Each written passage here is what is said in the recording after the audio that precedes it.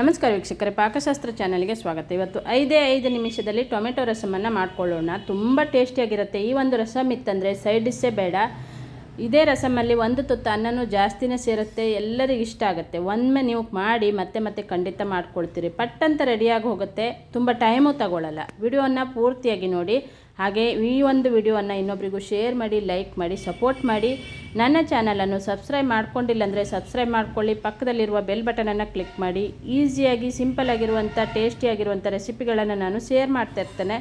ಅದರ notification first ನಿಮ್ಮ ಮೊಬೈಲಿಗೆ ಬಂದುಬಿಡುತ್ತೆ, ನೀವು ಪಟ್ಟಂತ ಮಾಡ್ಕೊಳ್ಬೋದು.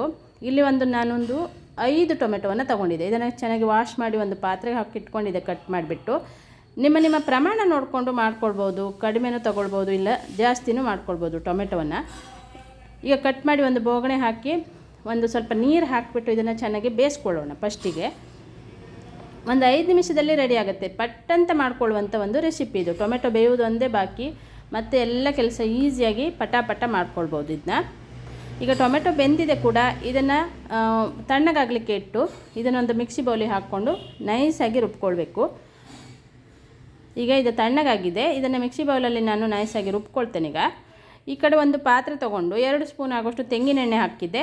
ತೆಂಗಿನೆಣ್ಣೆ ಹಾಕಿಬಿಟ್ಟು ಸಾಸಿವೆ, 1 ಚಿಟಿಕೆ ಜೀರಿಗೆ, ಒಗ್ಗರಣೆಯನ್ನು ತಯಾರು ಮಾಡ್ಕೊಳ್ಬೇಕು. ಜಜ್ಜಿದಂಥ ಬೆಳ್ಳುಳ್ಳಿ ಹಾಕಿದೆ, ಒಂದು 4-5 ಎಸಳು, 1 ಒಣಮೆಣಸಿನ್ಕಾಯಿ, ಸ್ವಲ್ಪ ಕರಿಬೇವನ್ನು ಹಾಕಿ ಒಗ್ಗರಣೆ ತಯಾರು ಮಾಡ್ಕೊಳ್ಬೇಕು. 1 ಚಿಟಿಕೆ ಆಗುವಷ್ಟು ಇಂಗನ್ನು ಕೂಡ ಹಾಕ್ಕೊಳ್ಳೋಣ. ಈಗ ಒಗ್ಗರಣೆ ಚೆನ್ನಾಗಿ ತಯಾರು ಮಾಡಿಕೊಂಡು ರುಬ್ಬಿದಂಥ ಮಿಶ್ರಣವನ್ನು ಹಾಕ್ಕೊಳ್ತೇನೆ. ಈಗ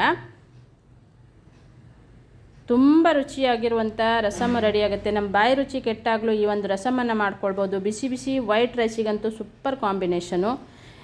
ಈಗ ಮಿಶ್ರಣವನ್ನು ಹಾಕಿ ನೀರನ್ನು ಆ್ಯಡ್ ಮಾಡ್ಕೊಂಡಿದ್ದೆ ನೋಡಿ. ಈಗ ರುಚಿಗೆ ತಕ್ಕಷ್ಟು ಉಪ್ಪು ಮತ್ತು ರಸಮ್ ಪುಡಿಯನ್ನು ಹಾಕ್ಕೊಳ್ಳೋಣ. ನೀವು ಯಾವುದೇ ರಸಮ್ ಪುಡಿಯನ್ನು ಹಾಕ್ಕೊಳ್ಬೋದು. ನಾನು ಕೂಡ ಮಾರ್ಕೆಟಿಂದ ತಂದಂಥ ರಸಮ್ ಪುಡಿ ಇದು. ತುಂಬ ಟೇಸ್ಟಿಯಾಗಿದೆ ಈ ರಸಮ್ ಪುಡಿ. ಒಮ್ಮೆ ನೀವು ಇದನ್ನು ಟ್ರೈ ಮಾಡ್ಬೋದು. ತುಂಬ ಚೆನ್ನಾಗಾಗುತ್ತೆ, ತುಂಬ ಟೇಸ್ಟಿಯಾಗಿರುತ್ತೆ ಇದು.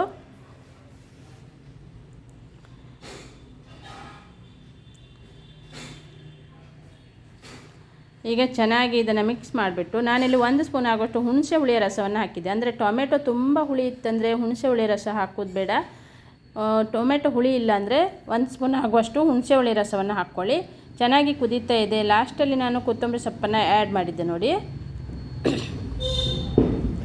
ಈಗ ಸ್ಟವನ್ನು ಆಫ್ ಮಾಡಿಕೊಂಡು ಈಗ ಟೊಮೆಟೊ ರಸಮ್ಮು ಕೂಡ ರೆಡಿಯಾಗಿದೆ. ಒಮ್ಮೆ ನೀವು ಇದನ್ನು ಟ್ರೈ ಮಾಡಿ. ಹಾಗೆ ಕಮೆಂಟ್ ಬಾಕ್ಸಲ್ಲಿ ಕಮೆಂಟನ್ನು ಬರ್ತಿರಿಸಿ. ವಿಡಿಯೋನ ಇನ್ನೊಬ್ಬರಿಗೂ ಶೇರ್ ಮಾಡಿ, ಲೈಕ್ ಮಾಡಿ, ಸಪೋರ್ಟ್ ಮಾಡಿ. ನನ್ನ ಚಾನಲನ್ನು ಸಬ್ಸ್ಕ್ರೈಬ್ ಮಾಡ್ಕೊಳ್ಳಿ. ನೋಡಿದ್ರಲ್ಲ, ಟೊಮೆಟೊ ರಸಮ್ ಈಸಿಯಾಗಿ ಟೇಸ್ಟಿಯಾಗಿ ಪಟ್ಟಂತ ರೆಡಿಯಾಗಿದೆ. Thank you.